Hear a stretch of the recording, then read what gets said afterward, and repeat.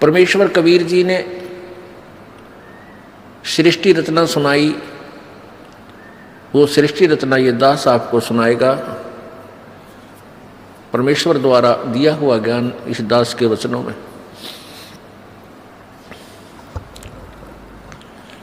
सर्वप्रथम केवल एक ही लोक था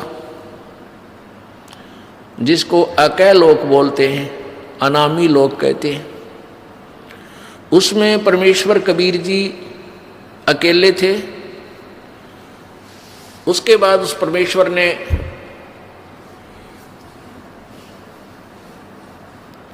एक से अनेक होने का ख्याल किया। उसके लिए उस परमेश्वर ने अकय लोक से नीचे के 3 लोकों की और रचना की। वो लोक हैं अकय लोक से नीचे का अगम लोक, उससे नीचे का अलख लोक, उससे नीचे का लास्ट वाला चौथा लोक जो है, यानी अनामी अलग अकय लोक से अलग वो तीसरा लोक, और कुल मिलाकर चौथा लोक जो है वो सत्यलोक है। उसी पूर्ण परमात्मा ने, पूर्ण प्रभु ने, कबीर देव ने, कबीर साहब ने अपने ही अन्य 3 रूपांतर और किए। अगम लोक में वो अगम पुरुष कहलाता है, अलख लोक में अलख पुरुष, और सत्य लोक में वो सत्य पुरुष। एक ही परमात्मा अपने 3 रूप बनाकर वहां विराजमान है। परमेश्वर ने सर्वप्रथम सतलोक की रचना की, सतलोक के अंदर सृष्टि रचना की। अपनी शब्द शक्ति से 16 पुत्रों की, अपनी प्रथम वचन से 16 द्वीप, 16 स्थान अलग अलग परमात्मा ने बनाए। फिर 16 शब्दों से, 16 वचनों से 16 पुत्रों की उत्पत्ति की, और उन सबको कहा कि तुम अपने अपने द्वीप में अलग अलग रहो। उसके पश्चात परमेश्वर ने, कबीर जी ने अपने पुत्र उन 16 में से जो अचिंत है उससे कहा कि अचिंत आप अन्य रचना आप करो। अब अचिंत ने परमेश्वर से प्राप्त शक्ति के आधार से इस अक्षर पुरुष अर्थात परब्रह्म की उत्पत्ति की। अक्षर पुरुष स्नान करने के लिए उस मान सरोवर में चला गया जो परमात्मा ने ही उन सब द्वीपों के साथ ही रचना की थी। ये सरोवर तालाब आदि एक जैसे शहर के नगर के अंग ही होते हैं, ऐसे इस मान सरोवर के अंदर वो स्नान करने के लिए गया, क्योंकि वहाँ श्वासों से शरीर नहीं है। सतलोक में श्वासों से शरीर नहीं है, और वहाँ ऐसा शरीर है जो बगैर वायु के भी रह सकते, वहाँ जीवित रहते हैं। जैसे आप देखते हो जल के प्राणी जल में ही रहते हैं, वो बाहर वायु ग्रहण करने आते ही नहीं। तो जल के अंदर वो जाकर के उस शीतल जल में सो गया, काफ़ी समय तक बाहर नहीं आया। तब परमेश्वर कबीर जी ने,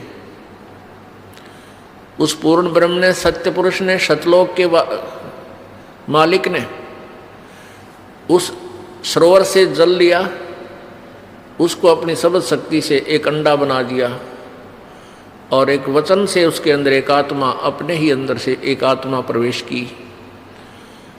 उस अंडे को जल में छोड़ दिया। वो अंडा गड़गड़ गड़गड़ करता हुआ जो जल के नीचे जाने लगा, उसकी आवाज़ से उस अक्षर पुरुष अर्थात परब्रह्म की निंद्रा भंग हो गई। जो ही उसने उठकर देखा, जिसकी अधूरी नींद कोई जाग जाता है तो उसको थोड़ा सा क्रोध होता है, और किसी आवाज़ से उठ जाता है तो उसकी तरफ उसको उसका आकर्षण होता है और उसके प्रति उसको कुछ अक्षुब्ध होता है, दुख होता है। तो उस क्रोध के दृष्टि से, उस क्रोध दृष्टि से देखा, उसके क्रोध के तेज से वो अंडा दो भाग हो गया और उसमें से वो ज्योत स्वरूपी निरंजन, ये ब्रह्म, जिसका वास्तविक नाम कैल है, कैल काल, ये आगे चल के प्रसिद्ध हुआ। तो वो ज्योति निरंजन ब्रह्म निकला। आकाशवाणी की परमेश्वर ने कि तुम अक्सर पुरुष, तुम निंद्रा में थे, तुझे जगाने के लिए सब ये क्रिया करनी पड़ी, तुम दोनों बाहर आओ। दोनों बाहर आए, प्रणाम किया। परमेश्वर ने कहा कि जाओ तुम दोनों अचिंत के द्वीप में रहो। आदेश पाकर के ये दोनों वहां चले गए अचिंत के द्वीप में। उसके बाद परमात्मा ने कहा कि अचिंत, तेरे बस का नहीं है सृष्टि रचना करना, आगे से सब रचनाएं मैं स्वयं करूंगा। परमात्मा ने ये लीला इसलिए की थी कि ये बालक कहीं बाद में अपना जीवन कर्म ना बिगाड़ लें, इनकी फड़क निकाल दूं, इनका भ्रम मिटा दूं कि समर्थ ही कार्य सब कर सकता है, जीव के बस का नहीं। अचिंत चुपचाप बैठा रहा, अक्सर पुरुष वहां जा करके सो गया, उसके बस की बात नहीं, इसको कैसे जगाऊं। तो जीव जीव ही रहेगा और पीव पीव ही है, परमात्मा परमात्मा ही होता है। इसलिए परमेश्वर ने कहा कि अब तुम बीच में टांग मत अड़ाना, तुम्हारे बस का नहीं है कुछ भी, मैं स्वयं ही सब करूंगा। इससे परमात्मा ने उसके बाद हम सभी आत्माओं को, असंख्य आत्माओं को अपनी वचन शक्ति से वहाँ सतलोक में भर दिया। हम सभी वहाँ आनंद से रहने लगे। वहाँ कोई दुख नहीं था, कोई कष्ट नहीं था, किसी चीज का अभाव नहीं था। सब भंडारे भरे रहते हैं, काजू किस्मत सेब संतरे वहाँ के जो फल हैं, मेवा है, वो सदाबहार बाग हैं। अमृत आहार है, अमृत ही वहाँ का जल है।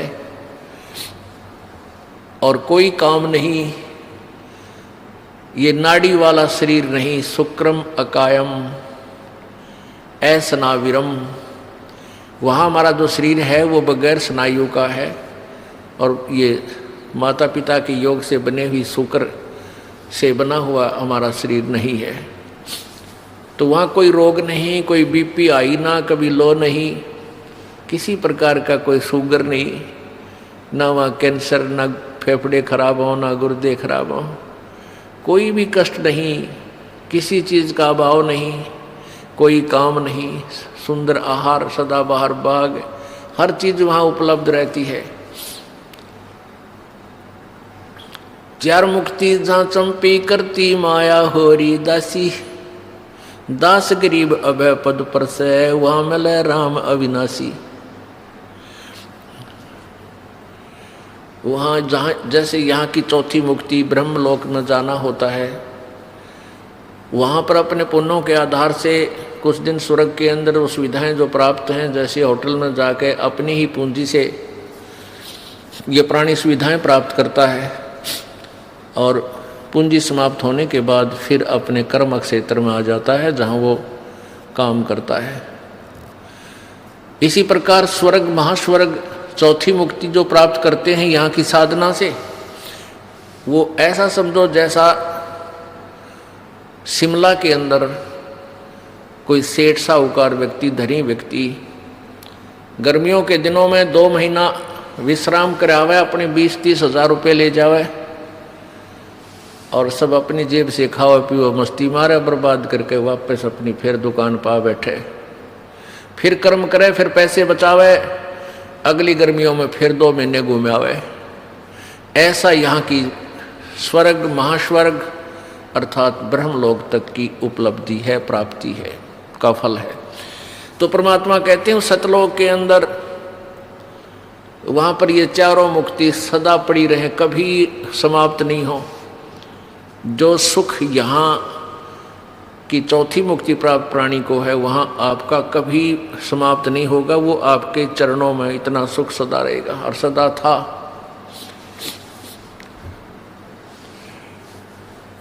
कुछ दिनों के बाद क्या हुआ कि इस ज्योति निरंजन काल के मन में एक खुरापात उत्पन्न हुआ। इसमें कुबद उत्पन्न हुई, कुमति। इसने सोचा कि मेरे सभी भाई जितने भी हैं सब अलग अलग आराम से रह रहे हैं, बड़े बड़े द्वीप हैं उनके, और हम 3 एक द्वीप में रह रहे हैं। तो उसने क्या किया, एक पैर पे खड़ा होकर तपस्या प्रारंभ की। किसने? इस ज्योति निरंजन ने, ब्रह्म ने, जो 21 ब्रह्मांड का स्वामी है। वहाँ सतलोक में ये केवल एक द्वीप में रहते थे 3 जने। तो इसने 70 युग तक जब तप किया, और जब ये तप कर रहा था, हम इस काल के जाल में कैसे फंसे। पुण्यात्मा, ये परमात्मा कबीर उस पूर्ण ब्रह्म द्वारा बताई गई कहानी है। ये कोई बालकों की कथा नहीं, या भूतों की कहानी नहीं है, या फिल्म स्टोरी नहीं है। ये 100% यानी 100% सत्य है। आपको बताया कि आप जी ने वो अज्ञान इतना सुन रखा है, वो बकवाद इतनी सुन रखी है कि सत्य कथा को आप बकवाद समझते हो। ये सोचते तो बनावटी बातें हैं। बनावटी बातें बनाने की उस परमेश्वर को कोई आवश्यकता नहीं थी। हम बहुत बना रहे थे, बहुत अपनी अपनी डफली बजा रहे थे, तभी आकर के उस परमेश्वर ने हमें शिक्षा दी कि तुम गलत ज्ञान से रंगे जा चुके हो। प्रत्येक पॉइंट परमात्मा का एक एक शब्द सत्य है। क्या कहा, कैसे हम फंसे कि जब ये ज्योति निरंजन काल, ये ब्रह्म तपस्या कर रहा था एक टांग पर खड़ा होकर के, अलग से स्थान प्राप्ति के लिए, राज्य प्राप्ति के लिए। तप से राज्य प्राप्त होता है। तो हम इसकी तरफ देख रहे थे, इसकी इस कला पर, इस अदा पर, इस एक्टिंग पर हम सभी आत्माएं आसक्त हो गए। हम इसको हृदय से पसंद कर बैठे।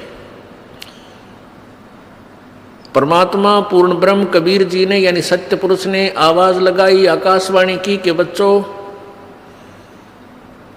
तुम मस्त रहो, इसकी क्रिया पर ध्यान मत दो। अब परमपिता की आकाशवाणी आवाज सुनकर हम ऊपर से तो सावधान हो गए, परंतु अंदर से उसकी चाह मिटी नहीं। जब इसने 70 वर्ष तक, 70 युग तक तप कर लिया, तब परमेश्वर ने पूछा कि क्या चाहता है ज्योति निरंजन, तू किस लिए ये हठ कर रहा है। इस ब्रह्म ने, ज्योति निरंजन ने कहा कि पिताजी, मेरे लिए स्थान कम है, मुझे अलग से स्थान देने की कृपा करें। परमेश्वर कबीर जी ने कहा कि ठीक है, तुझे तेरे 70 युग के तप के प्रतिफल में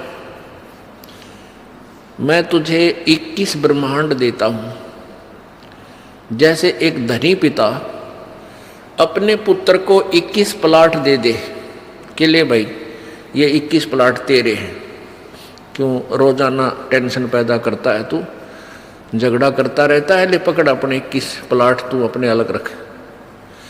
ऐसे इसको 21 प्लाट दे दिए परमेश्वर ने, 21 ब्रह्मांड दे दिए।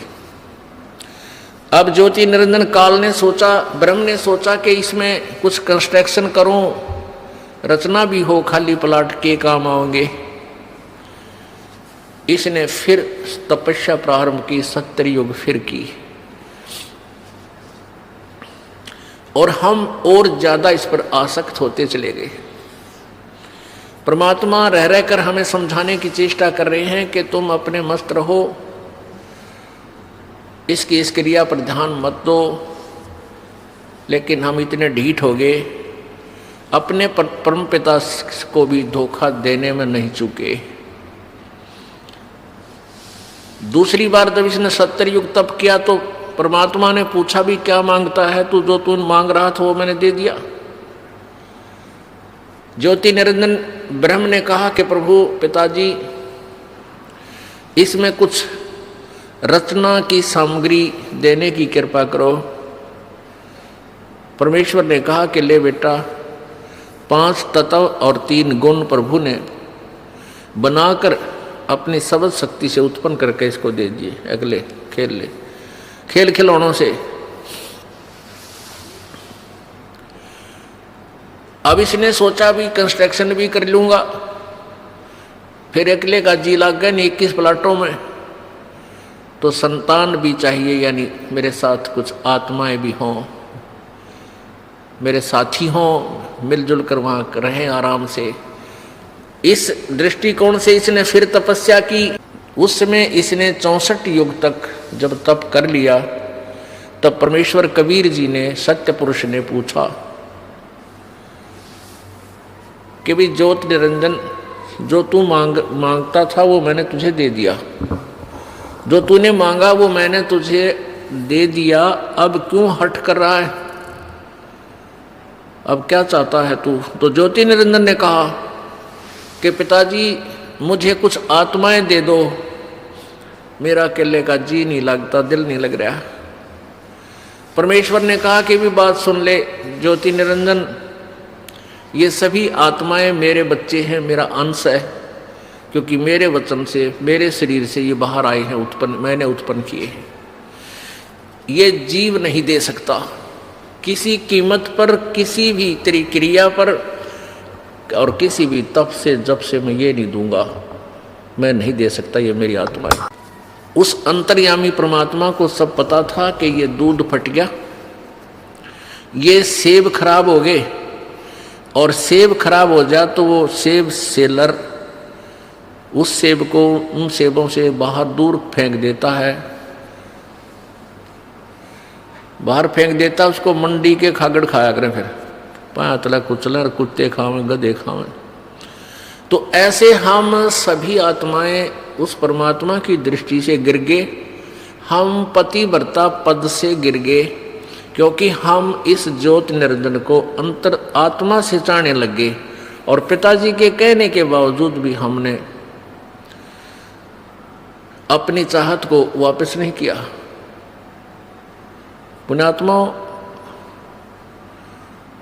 आप देखते हो ये रोग हमारा वहीं से लगा था। ये आप देखते हो, ये हीरो और हीरोइन, अभिनेता अभिनेत्री अपने रोजी रोटी के लिए नाचना कूदना, चटक मटक डायलॉग बना बना के इसे गाँव में नाच बजावे, और हम उनके ऊपर आसक्त हो जाते हैं, ये युवा बच्चे। और माता पिता कितना इनको धमका ले टेलीविजन ना देखियो, कितना इनको कह ले कि सिनेमा देखने मत जाइयो, कहेंगे को नहीं जावा, और सिनेमा का वहाँ पाऊंगी।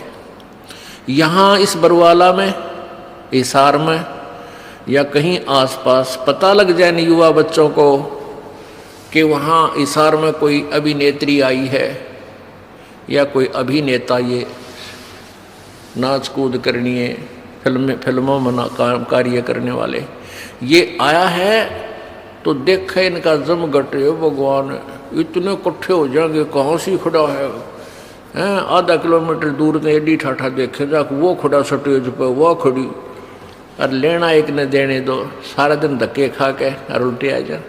तो बेमतलब वो अपने पैसे के लिए, अपनी रोजी रोटी के लिए उछल कूद कर रहे, और हम फ्री में उनके लिए वहाँ धक्के खाते आने रहे।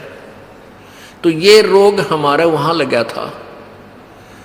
तो हम अपने उस मूल मालिक ने, उस परम पिता पर आसक्त रहे नहीं, जो सारे सुख दे था, कोई रोग नहीं, कोई दुख नहीं, कोई किसी की मृत्यु नहीं, किसी का बेटा मरे नहीं, किसी की बेटी मरे नहीं, और उसको छुबोल कर हम इस पे ज्योति निरंजन की इस कला पर एक पैर पे खड़ा होकर तप कर रहा। ओह देख रहे हो, देख, आप यहाँ देख लियो, इस बरवाला में कोई या शहर आसपास की तरह को बाबा जी, ये नकली हठ योगी, शास्त्र विरुद्ध साधक नो पता लग जाना, वह बाबा जी खड़ा तप है भाई, और 5 दिन हो गए, 10 दिन हो गए, कोई फिर महीना हो जा, तो सारा बरवाला देखने जा, सारे उस पर चढ़ा का, और भाई पैर सूझ रहे हैं, मोटे मोटे पैर हो गए, और क्या होंगे उस गधे के, खड़ा रहेगा तो पैर सूझेंगे। परमात्मा ने भक्ति करने का तरीका बताया है वेदों में, गीता जी में, बिल्कुल आसान मार्ग है, सहज मार्ग है, वो तो किया नहीं। तो उस पर आसक्त हो जाए, किसी को कह दे भाई बैठ कर भजन कर ले, यू नाम है, ये मंत्र हम जो आपको बताते सबसे आसान, यू ना बने और न्यू के उठा पेट पलनिया जाऊंगा और कावड़ लाऊंगा, फुदड़ फुदड़ पैदल जाकर पैदल, कितना डले डुवाले डोलेगा, पर बैठ कर मंत्र 2 माला करते हैं, अंगड़ाई टूटन लग जाए, चल लगे तो घूम का वहाँ। अब घूमा पर घूमना पर हो गया अपने पाछे, फिर कौन बैठने देगा। तो कहने का भाव ये कि हमारा यह बीमारी वहाँ से लगी हुई है, अब इसको हमने दोबारा सेट करना है। अब ये ज्ञान से सेटिंग होगी। ये जो कथा आपको दास बता रहा है परमात्मा की बताई हुई है, किसी बालक का ज्ञान नहीं है। इसको आपने हृदय में लिख लेना है और तब इस ज्ञान को, अध्यात्म ज्ञान को आप समझ पाओगे, नहीं तो ऐसे ही भ्रमित रहेंगे। क्योंकि सृष्टि रचना के बिना कोई भी सिर पैर किसी शास्त्र का आप समझ नहीं सकते। ये मास्टर की है, ये मुख्य चाबी है सदग्रंथों को समझने की और आध्यात्मिक ज्ञान को जानने की। तो परमेश्वर ने कहा भाई बात, एक शर्त है मेरी, एक शर्त पर मैं तेरे साथ अपनी इन आत्माओं को भेज सकता हूं, यदि कोई सब इच्छा से तेरे साथ जाना चाहते हो तो चले जाएंगे, फिर मैं उनको आज्ञा दे दूंगा। ज्योति निरंजन ये ब्रह्म हमारे पास आया, सभी आत्मा जो आज गधा कुत्ता सुअर मच्छर माखी गंदी लाड़ी के कीड़े हैं, जल के कीड़े जलचर बने हुए हैं, या ब्रह्मा विष्णु महेश बने हुए हैं, या दुर्गा बनी है, माताएं बनी हैं, जितनी देवियां बनी हैं, देवता बने हैं, ये सभी हम वहाँ सतलोक में रहा करते हैं। ये ज्योति निरंजन हमारे पास आया, ओए होए, हम तो पहले चाह रहे थे इसको जैसे यहाँ कोई आ जाए हीरो, और फिर देखे ही बालक पता लगते तो उनसे पता लगा रोटी छोड़ के भाग लेंगे, हीरो आ गया, हीरो आ रहा, हीरो आ रहा है, वहाँ जा खड़े होंगे। तो ऐसे हम सभी उसके चारों तरफ घूम गए, झूम गए। उसने कहा कि भाई ऐसा है, मैंने पिताजी से 21 ब्रह्मांड लिए हैं और उसमें सृष्टि रचना करने की सामग्री भी ली है, आप मेरे साथ चलोगे? वहाँ से बनाऊंगा, स्वर्ग बनाऊंगा, महास्वर्ग बनावाएंगे, हैं वहाँ से ऐसे लगाएंगे, मेवा लगाएंगे, ऐसे करेंगे। तो हमने कहा कि हम तैयार हैं, यदि पिताजी आज्ञा दे दें तो हम आपके साथ चल पड़ेंगे। ज्योति निरंजन ने परमपिता से जाकर कहा कि पिताजी कुछ आत्माएं सब इच्छा से मेरे साथ जाने के लिए एग्री हैं, सहमत हैं। परमेश्वर ने कहा कि मेरे सामने उनसे स्वीकृति दिला तब मैं मानूं। परमेश्वर कबीर देव, सतपुरुष कबीर देव, कबीर साहब वहाँ आए और हम सब से कहा कि भी जो आत्मा इस ज्योति निरंजन के साथ जाना चाहता है वो हाथ खड़ा करके स्वीकृति दे। अब पिताजी के सामने जो रोज ये कहा करता कि इसकी तरफ मत देखो, हम सभी शर्मिंदा हो गए और नीची गर्दन कर ली, कोई नहीं बोला, सन्नाटा छा गया। परमेश्वर ने फिर कहा कि भाई बोलते क्यों नहीं तुम? ये ज्योति निरंजन तो कह रहा था कि कुछ आत्माएं मेरे साथ चलने को तैयार हैं, बताओ कौन है? परमेश्वर ने कहा भी ज्योति निरंजन तो झूठ बोल रहा था, कोई भी तेरे साथ जाने को तैयार नहीं है। तो ऐसा सुनकर एक कर्महीन आत्मा ने सबसे पहले स्वीकृति दी कि मैं जाना चाहता हूं, मैं जाना चाहता हूं। अब फिर हमने सोचा कि सारी लूट ये अकेला लूट जा, वो आत्मा अकेली ही लूट जा, तो फिर हमने भी सारा, जैसे बच्चे क्लास में नहीं होते, अध्यापक पूछता है वे जिसका प्रश्न याद है वो हाथ खड़ा करे, पहले डरता डरता एक आधा कराया करे, फिर उसको देखते सारे कर दे कदे हमारे पिटाई हो जा। तो सभी के हाथ लहरा रहे हैं।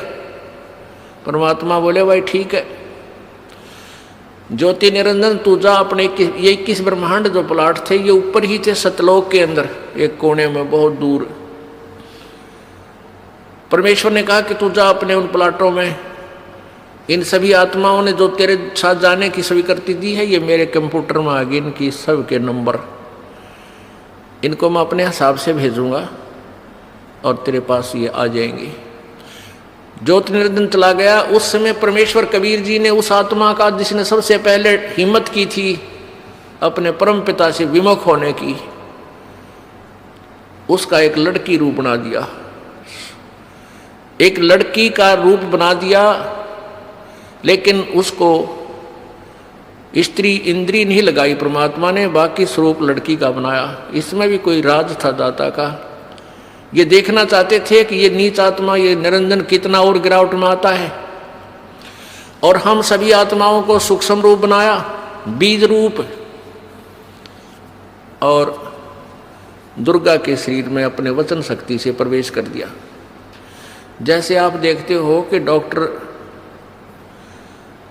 डॉक्टर बताते हैं कि 1 मिलीग्राम ब्लड में अरबों खरबों जीवाणु होते हैं, और उस ब्लड को निकाल कर वो दूसरे में डाल देते हैं। अरबों खरबों जीवाणु एक से दूसरे में चले जाते हैं। ऐसे परमेश्वर ने अपने वचन शक्ति से यानी उस सिरंज से इंजेक्शन से वचन इंजेक्शन से सभी को सूक्ष्म रूप दे करके और उस दुर्गा के शरीर में प्रवेश कर दिया। उस लड़की का नाम प्रकृति देवी रखा। प्रकृति आगे चल के यही दुर्गा अष्टांगी आदि नामों से प्रसिद्ध हुई। त्रिदेव जननी यही प्रसिद्ध हुई। सभी आत्माओं को उसमें प्रवेश कर दिया। उस लड़की से कहा कि बेटी तेरे अंदर मैंने सभी आत्माओं को प्रवेश कर दिया है, और तेरे को मैं एक वचन शक्ति देता हूं कि जितने जीव तू कहेगी उतने ही तेरे वचन से तेरे अंदर से अपने आप मेरी ताकत से मेरी पावर से मेरी शक्ति से बाहर आ जाएंगे और वो युवा शरीर में प्रकट हो जाएंगे। नर और मादा जितने भी तू चाहेगी बना देगी। और अपने पुत्र सहजदास से कहा कि जा सहजदास अपनी बहन को, वो सहजदास कौन है जो सबसे पहले 16 पुत्र उत्पन्न किए थे, उनमें से एक है सहजदास, कि जा इस लड़की को अपनी बहन को ज्योति निरंजन के पास छोड़या। अब सहजदास अपने परम पिता की आज्ञा पाकर अपनी बहन दुर्गा को लेकर के ज्योति निरंजन के पास गया। प्रभु आदेश से उसे कह दिया, और आदेश दिया था प्रभु ने जोगजीत को कि सहजदास को कि बता देना उसको कि इस लड़की के अंदर मैंने सब आत्माएं प्रवेश कर दी हैं, और इस लड़की को शब्द शक्ति दे दी है, जितने जीव तू कहेगा ये उत्पन्न कर देगी।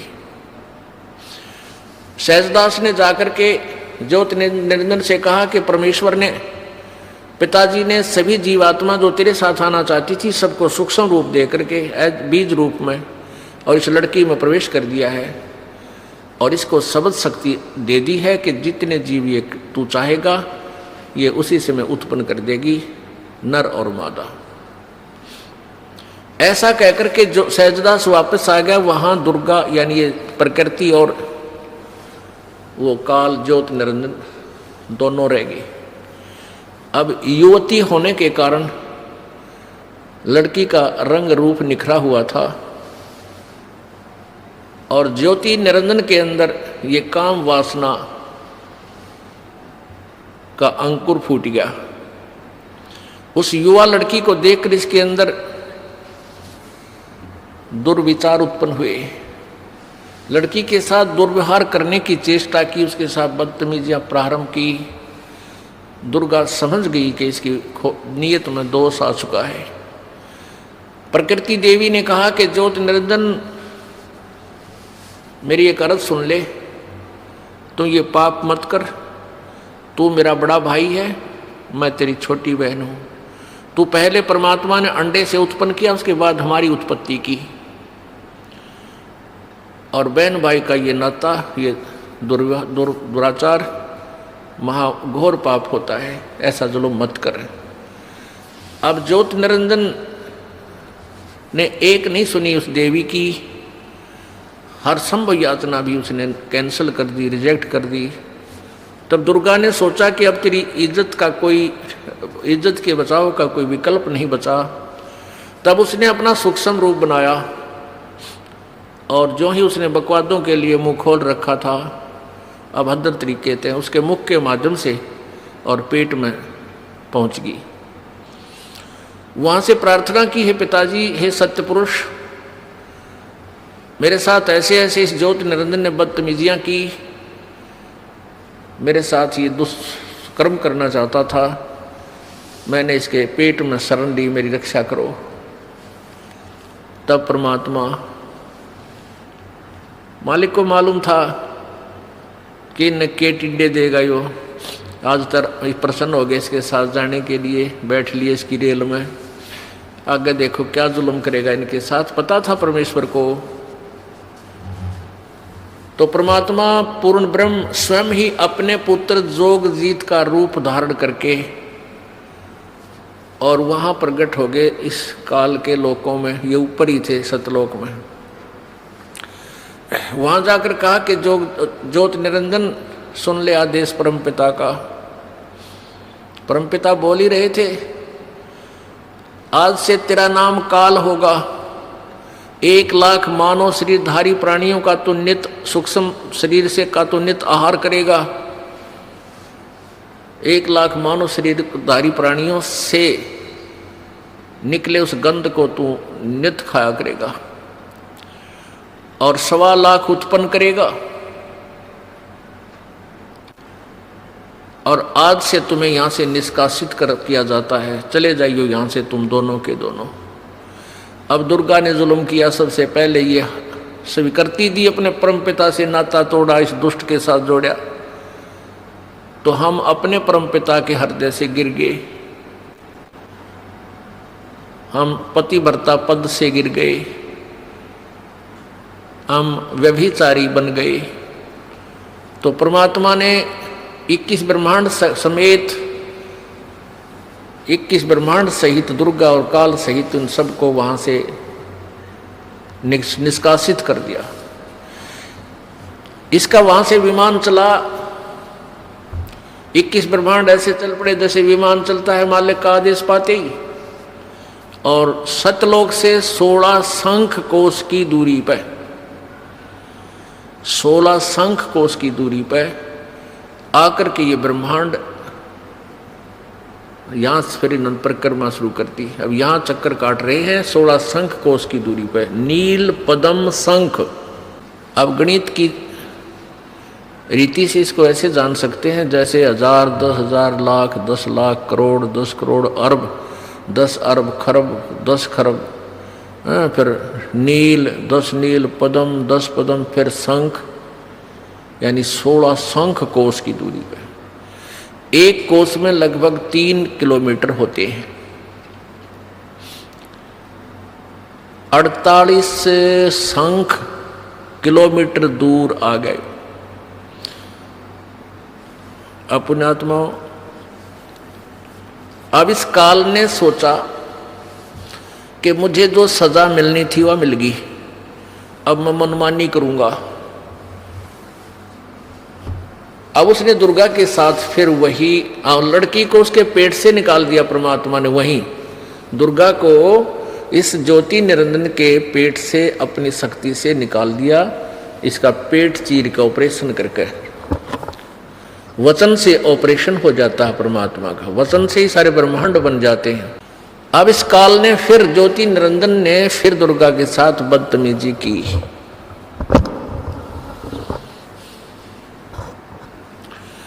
इसने फिर बदतमीजी प्रारंभ की। दुर्गा ने फिर प्रार्थना की कि ज्योति निरंजन, पहले तो तू मेरा बड़ा भाई, मैं छोटी बहन हुई तेरी, और फिर मैं तेरे पेट से बाहर आई हूं, तेरी बेटी होगी। कम से कम किसी एक नाते की तो शर्म कर। इसने एक नहीं मानी और अपने नाखूनों से, अपने पावर से लड़की का प्रजनन इंद्री बनाई और उसके साथ फिर जबरदस्ती शादी की। उससे ये 3 पुत्र उत्पन्न किए, रजगुण ब्रह्मा, सतगुण विष्णु, तमगुण शिव जी। तीनों को एक एक गुण युक्त कर दिया। पुण्यात्माओं, ये कथा है जो परमेश्वर कबीर जी ने बताई। अब इस कथा को यदि हम एज इट इज छोड़ दें, जो कि तो छोड़ दे तो कोई नहीं माने और सब ये कहें ये तो दंत कथा है, बनावटी बातें हैं, ये कि कदे सुनी नहीं, आज तक किसी ने बताई नहीं, कहाँ प्रमाण है, हमें दिखाओ। तो ये दास आपको ढेर सारे प्रमाण दिखाएगा और उन्हीं सदग्रंथों में दिखाएगा जिसको आप श्रोधार्य मानते हो, एथेंटिक मानते हो, वास्तविक मानते हो। उनमें से कौन कौन से हैं? पवित्र गीता जी, पवित्र 4 वेद, पवित्र 18 पुराण, इनके अंदर और 5वां वेद जो आपको सुना रहा है ये दास, सूक्ष्म वेद ये दास आपको सुना रहा है जो परमेश्वर